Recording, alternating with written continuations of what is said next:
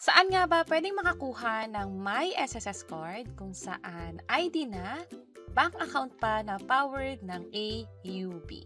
Pag-usapan natin. By the way, kung first time mo sa channel natin at gusto mo pa ng mga online tutorial videos katulad nito, please click the subscribe button. Ang My SSS card ay pwedeng powered by RCBC or powered by AUB. Sa susunod, madadagdagan pa ito, pero sa ngayon, ang options ay dalawa, yung RCBC nga at yung AUB. Kung sakaling interesado ka sa AUB, pwede bang dumiretso ka na sa branch para makakuha or magpa-print ng SSS ID card? Hindi.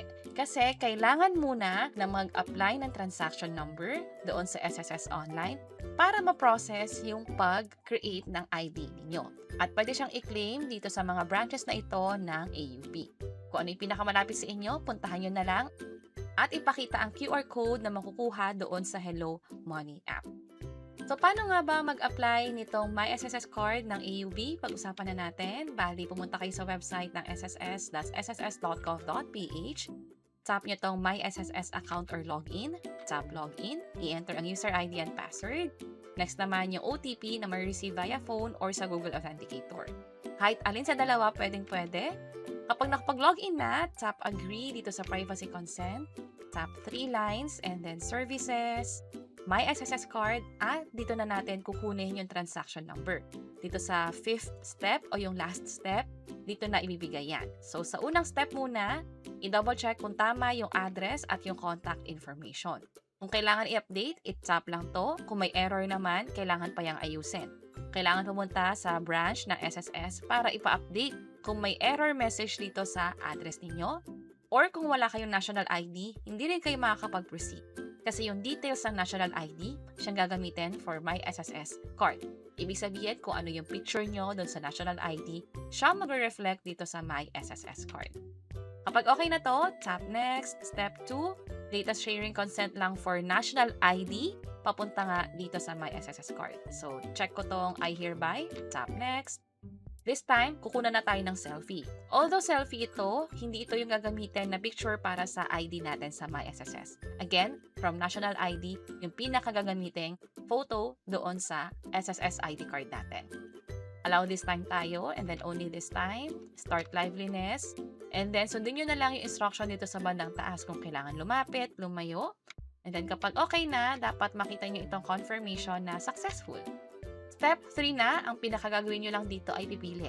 Sa ngayon, AUB or RCBC. Pero next time, madadagdagan pa ito. Tap natin itong AUB or pwede nyo i-click itong click here para sa mga information. Makikita nyo kasi dito kung saang branch ba ng AUB pwedeng ipaprint yung ID card. Balik tayo dito, tap yung AUB, tap next, and then andito yung confirmation or parang reminder na din.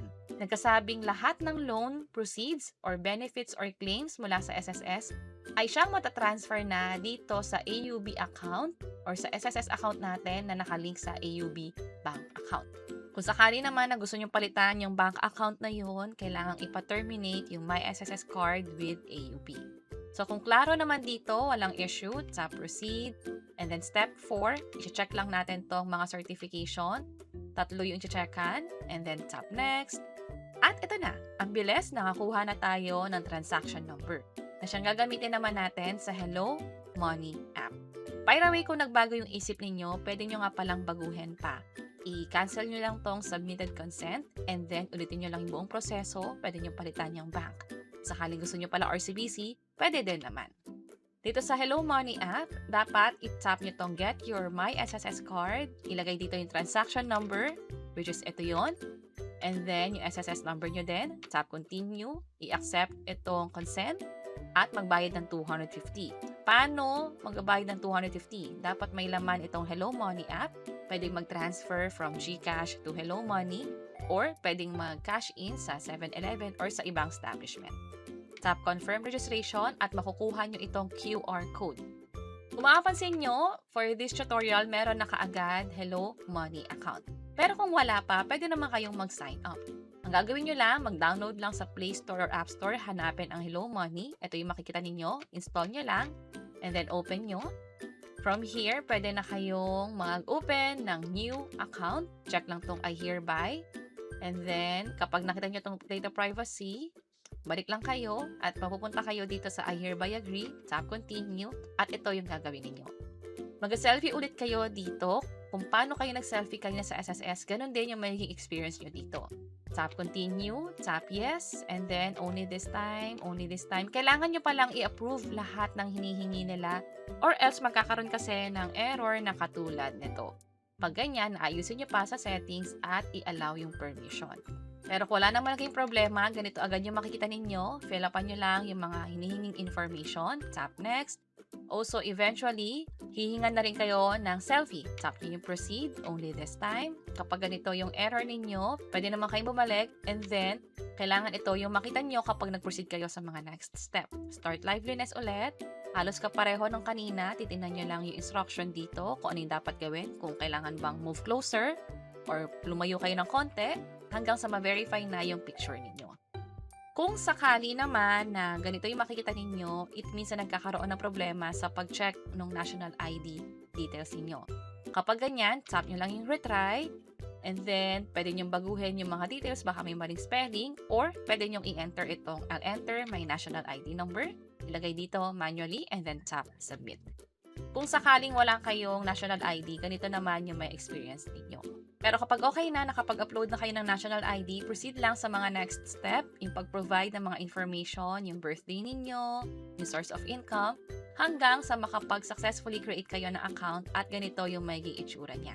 Pwede na kayo makakuha ng SSS card at katulad ng sabi natin kanina, bayaran lang ng 250 at i-ready itong QR code doon sa branch mismo ng AUB para mapa-print na. And that's it. Sana nakatulong tong video na to. Kung oo, pakiclick ang like button at para sa iba't ibang mga tutorial videos, pwede nyo i-check yung mga nasa baba. Sana makatulong. See you sa next videos. Bye-bye!